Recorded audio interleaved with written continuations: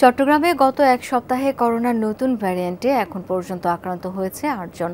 রোববার থেকে আবার শুরু হচ্ছে কোভিড টেস্ট। সকালে চট্টগ্রাম মেডিকেল কলেজ হাসপাতালে সমন্বয় সভা শেষে এই সিদ্ধান্ত জানানো হয়। করোনা আক্রান্তদের জন্য প্রস্তুত করা হচ্ছে আলাদা ওয়ার্ড, আইসিইউ সহ প্রয়োজনীয় সরঞ্জাম। তবে নানা সংকটে করোনা ডেডিকেটেড জেনারেল হাসপাতালের অবস্থা রীতিমতো বেহাল। শ্রীলঙ্কা আবারও রপ্তানিতে শীর্ষে। গত কয়েকদিন ধরে করোনার নতুন ভ্যারিয়েন্ট শনাক্ত হওয়ায় চিকিৎসা সেবার প্রস্তুতি ও ব্যবস্থাপনা নিয়ে সকালে সমন্বয় সভা অনুষ্ঠিত হয় চট্টগ্রাম মেডিকেল কলেজ হাসপাতালে। করোনা আক্রান্তদের জন্য জেনারেল হাসপাতাল ও সিটি কর্পোরেশন পরিচালিত মেমন হাসপাতাল প্রস্তুত করার কথা আগেই জানিয়েছে প্রশাসন। পাশাপাশি প্রয়োজনে চট্টগ্রাম মেডিকেল কলেজ হাসপাতালেও আলাদা ওয়ার্ড ও আইসিইউ চালুর সিদ্ধান্ত হয় সভায়।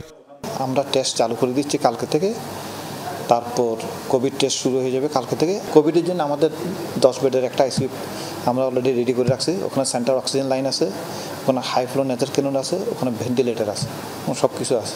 আমাদের নিচে ডেঙ্গু ওয়ার্ড যেটা ওখানে রেডি করা আছে, এটা আমরা রেডি করে রাখছি, প্রস্তুত করে রাখছি।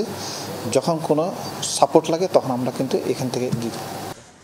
চট্টগ্রামে করোনার ডেডিকেটেড 250 শয্যার জেনারেল হাসপাতালের অবস্থা রীতিমতো বেহাল। প্রয়োজনীয় চিকিৎসক যন্ত্রপাতির অভাব তো আছেই, 18টি আইসিইউর মধ্যে ভেন্টিলেটর চালু আছে মাত্র একটিতে। তারপরেও করোনা মোকাবেলায় সর্বোচ্চ চেষ্টার কথা জানান সিভিল সার্জন। সব জায়গায় আমরা কিট অ্যাভেলেবেল করার চেষ্টা করা যাচ্ছি। চট্টগ্রাম মেডিকেল কলেজে কিট অলরেডি চলে আসছে, পরীক্ষা হবে।